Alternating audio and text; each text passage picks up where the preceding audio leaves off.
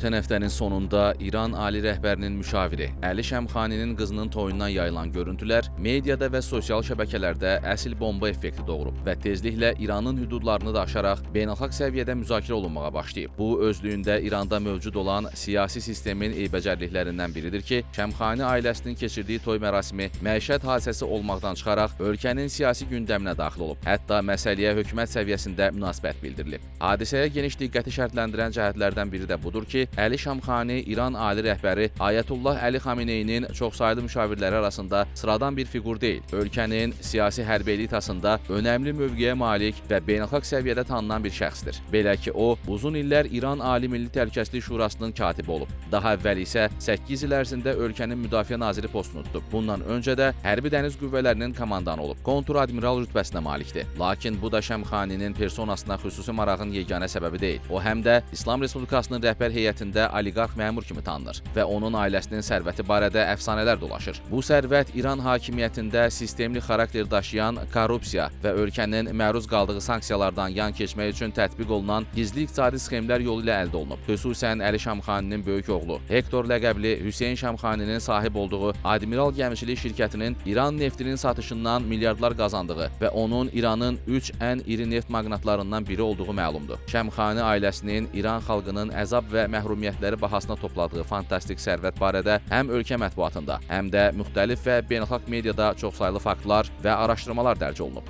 Lakin Əli Şəmxani özü və övladlarının var-dövləti barədə deyilənləri daim inkar edib. Amma qızı Fatiməyə etdiyi dəbdəbəli toyun görüntüləri bir növ deyilənlərin təsdiqinə çevrilib və toydan yayılan təqribən 3 dəqiqəlik videoya geniş diqqət və çoxsaylı reaksiyalar ilk növbədə bununla əlaqədardır. Əmmihən qəzeti məhz bu məqama işarə edərək yazıb, bu toyun milyardlıq xərcləri hardan əldə olunub? Bu videonu gördükdən sonra insanların neft tankerləri və cənab Şəmxaninin qohumlarının əfsanəvi sərvəti haqqında şayələrə inanmaq hüququ yoxdurmu? Niyə insanlar cənab Şəmxani və onun övladları haqqında həqiqəti bilməməlidirlər? Tehranın ən böyük, ən dəbdəbəli və ən bahalı Espinaz otelində baş tutmuş bu toy mərasimi başqa bir yöndən də dəyərləndirilib. Toyun video görüntüləri İranda sosial bərabərsizliyin, maddi imkanlar baxımından ictimai təbəqələr arasındakı dərin uçurumun və cəmiyyətdəki hədsiz qütbləşmənin təzahürü kimi şərh olunub. Bu kontekstdə əksər İran gənclərinin evsizlik və işsizlik ucbatından ailə qura bilməməsi vurğulanaraq, hakim təbəqənin dəbdəbəli həyatının sadə yaşayışa çağıran rəsmi bəyanatlarla ziddiyyət təşkil etməsinə diqqət çəkilib. Şair və jurnalist Əbdülcavad Musəvi bununla bağlı yazıb. Cilovunu qırmış inflyasiyanın yükü altında beli bükülən əhali Şəmxaninin qızının toyunu görüb səsini ucaldır. Haqqı da var. Axı ola bilməz ki, müqavimət iqtisadiyyatı, beynəlxalq imperializmin qarşısında duruş gətirmək, yoxsulların və acların payına düşsün. Sağa-sola xərcləmək, fantastik və lüks həyat sürmək hakimiyyət sahiblərinin inhisarında olsun. Şəmxaninin qızının toyundan yayılan görüntülərin mövcud quruluşun ziddiyyətlərini aşkara çıxardığını vurğulayan tanınmış siyasi təhlilçi Abbas Əbdi yazıb, vəzifəli şəxslərin öz sərvətinin mənbəyini gizlətməsi, onların həyat tərzi ilə rəsmi şüarlar arasındakı təzad cəmiyyətdə etimadsızlıq və qəzəb doğurur. Səlahiyyət sahibləri şəffaflığa və cavabdehliyə riayət edərək anlaşılmazlıq doğuran məsələləri aradan qaldırmalı və ikili davranışdan əl çəkməlidirlər. Vəzifəli şəxslərin ikili həyatı baxımından yayılan video həm də İslam qaydalarına və hicaba riayət olunmaması mənasında mənfi reaksiyalar doğurub. Xüsusən Şəmxaninin qızı və arvadının açıq-saçıq geyiminə diqqət yetirilib. Sadə vətəndaşları hicaba məcbur edənlərin özlərinin buna əməl etməməsi riyakarlıq kimi şərh olunub. Hüquq müdafiəçisi Peyman Həqiqi qısa və kinayəli bir cümlə ilə bu reallığa münasibətini belə ifadə edib. Hicab yaxşıdır, amma başqaları üçün. Tələbələrin bəsic təşkilatına bağlı CNN informasiya agentliyi də bu məsələyə sərt tənqidi yazı həsr edib və Əli Şəmxaninin cavab verməli olduğunu vurğulayaraq yazıb. Belə hadisələrdə insanlarda belə sual doğur ki, necə olur hakimiyyətin məsul şəxsləri öz ətraflarında məhrəmlik və naməhrəmliyi qoruya bilmirlər, amma başqalarını hicaba riayət etməyə və məhrəmliyi gözləməyə çağırırlar. Belə bir tənqidi atmosferdə bəzi indiki və keçmiş rəsmilərin Şəmxanini müdafiə etmək cəhdləri, o cümlədən videonun yayılmasını özəl həyata müdaxilənin yol verilməzliyi prinsipi əsasında qınamaq səyləri uğursuzluğa düçar olub. Amma bununla yanaşı sözü gedən videonun sırf siyasi baxımdan həm daxili, həm də xarici siyasət nöqteyi nəzərindən təhlili geniş maraq və diskussiyalar doğurub. İş orasındadır ki, Şəmxaninin qızının toyu ötən ilin aprelində olub. Ona görə sual meydana çıxır ki, toydan görüntülər niyə məhz indi yayılıb və bunu kim edib? Bir çoxları bunu xarici düşmənlərin, ilk növbədə İsrailin işi kimi qiymətləndirib və bunun ölkədə hakimiyyətə etimadsızlıq və parçalanma yaratmaq məqsədi ilə edildiyini bildirib.